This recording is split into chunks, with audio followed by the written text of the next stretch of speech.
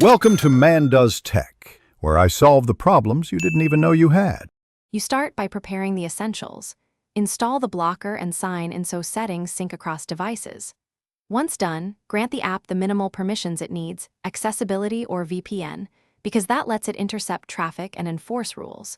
Make sure to choose what to block now, specific apps, domains, or entire categories, and set an initial schedule. This first pass prevents noisy reconfigurations later and gives you immediate control over distractions.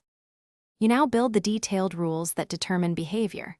First, assemble rule groups, strict for focus, relax for evenings, then order them so higher priority groups override others.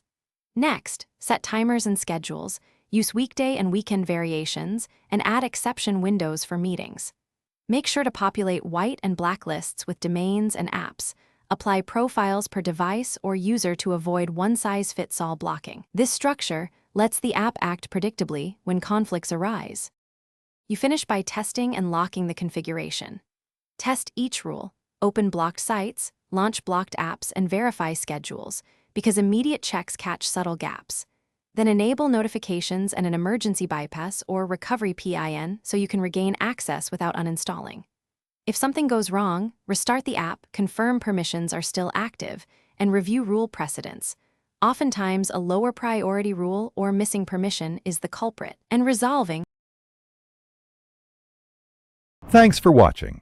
If you found this helpful, don't forget to like and subscribe.